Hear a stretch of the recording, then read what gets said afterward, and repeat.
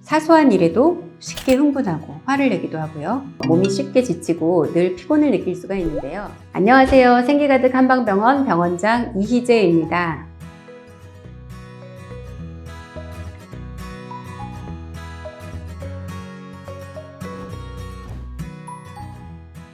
저번 시간에는 갑상선 기능 저하증의 증상에 대해서 심층 분석을 해보았는데요. 오늘은 갑상선 호르몬이 과도하게 분비되는 갑상선 기능 항진증의 증상에 대해서 알아보겠습니다. 갑상선 기능 항진증의 증상은 단순한 증상부터 중증의 증상까지 다양하게 나타나는데요. 이러한 증상은 사람마다 다르죠. 보통 심장 박동이 빨라지고 숨이 가빠지는 증상을 느끼기 전까지 자각하지 못하는 경우가 많은데요. 이러한 증상들을 하나하나 살펴보면서 어떠한 원인으로도 나타날 수 있는지 한번 알아보겠습니다. 갑상선 기능 항진증으로 인해서 대사 활동이 과도해지면 체온이 상승하고 또 쉽게 더위를 타게 되는데요. 심지어 겨울철에도 더위를 느끼는 분들이 많습니다. 더위와 함께 땀도 많이 나면서 환자는 괴로워하게 되죠.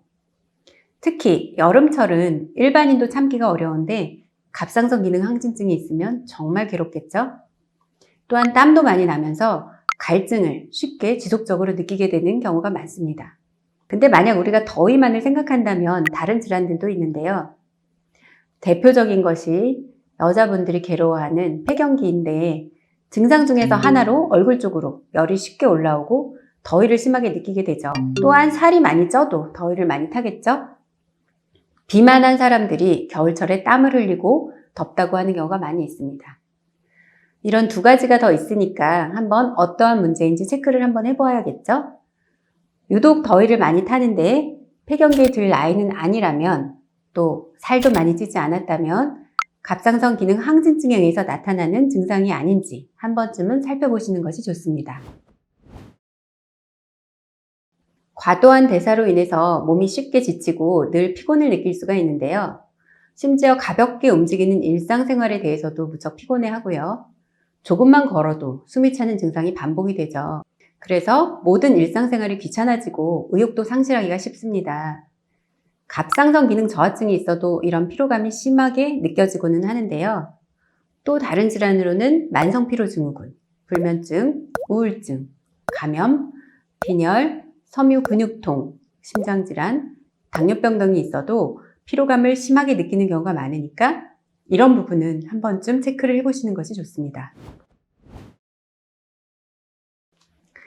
갑상선 호르몬 과다로 인해서 심장 박동이 빨라져서 심장이 두근거리는 느낌을 많이 받게 되는데요. 가벼운 일에도 심장 박동이 증가하기도 해서 숨이 차는 증상을 느끼게 되죠. 휴식을 취하고 있을 때도 가슴이 두근거리고 또 계단을 오를 때는 숨이 차는 것을 느끼게 되는데요.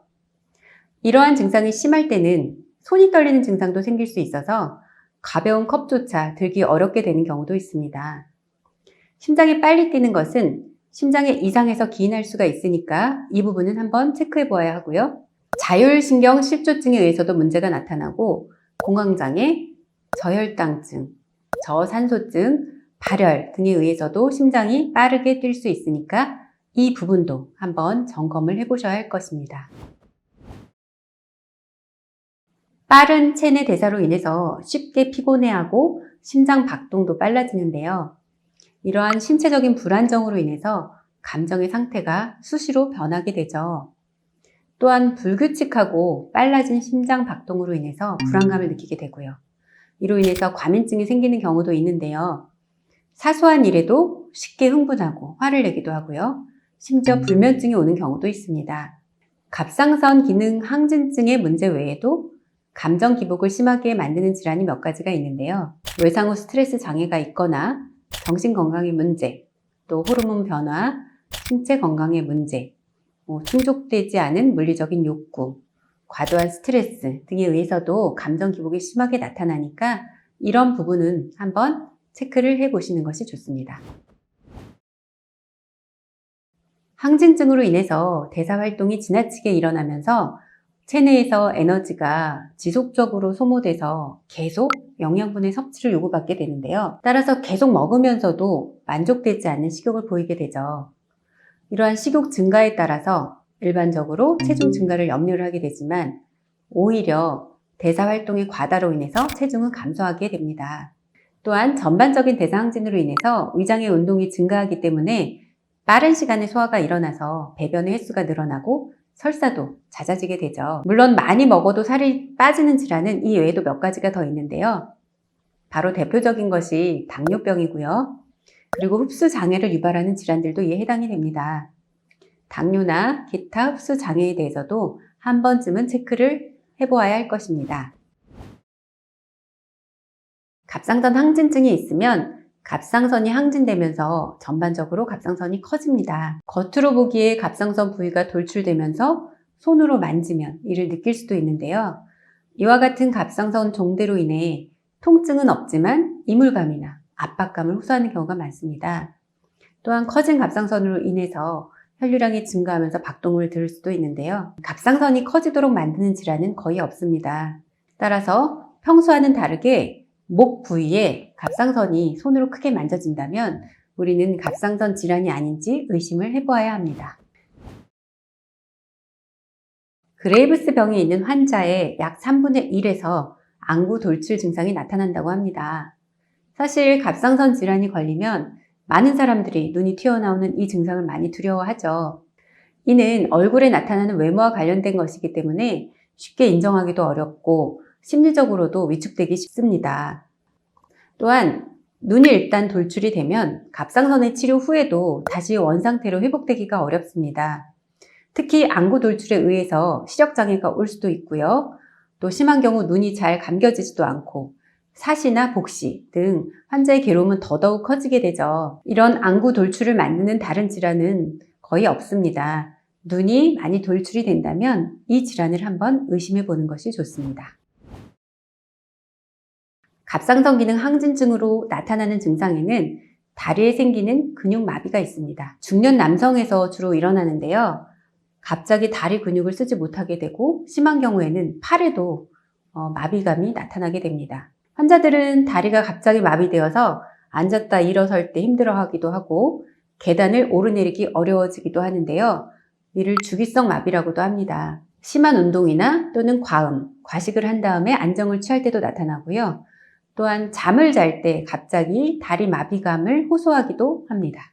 이러한 증상들은 일시적으로서 자연적으로 회복되기는 하지만 갑상선 기능이 정상이 되기 전까지 이러한 증상들은 반복이 될 수 있습니다. 주기성 마비를 만드는 것은 칼륨의 부족으로도 나타납니다. 저칼륨 혈증이라고도 말을 하죠. 이 외에도 하반신 마비가 일어나는 것은 허리 디스크의 영향으로도 나타나기도 하기 때문에 이런 부분들은 한번 체크를 해봐야 할 것입니다. 갑상선 호르몬은 성장 호르몬의 분비에 관여를 합니다. 적당한 갑상선 호르몬은 성장 호르몬의 생성을 자극해서 청소년기의 성장에 도움을 줍니다. 하지만 갑상선 호르몬이 과다 분비되면 성장판이 일찍 닫힐 수 있기 때문에 성장이 제대로 되지 않을 수 있습니다. 이처럼 성장기에 갑상선 호르몬의 역할은 굉장히 중요한데요. 저성장의 원인은 여러 가지가 있죠. 유전적인 요인이 23% 정도이고요. 영양이 31%, 운동이 20%, 환경이 10%, 기타 16% 정도의 영향이라고 하는데요. 이런 부분도 한번 살펴봐야 할 것입니다. 오늘은 갑상선 기능 항진증의 증상을 심층 분석하면서 질환과의 원인 관계에 대해서 말씀드렸습니다. 삶에 불편을 주는 증상이라면 건강에 이상 신호일 수 있으니까 점검을 할 필요가 있습니다. 언제든지 궁금한 사항은 제 카톡을 통해서 문의를 해주세요.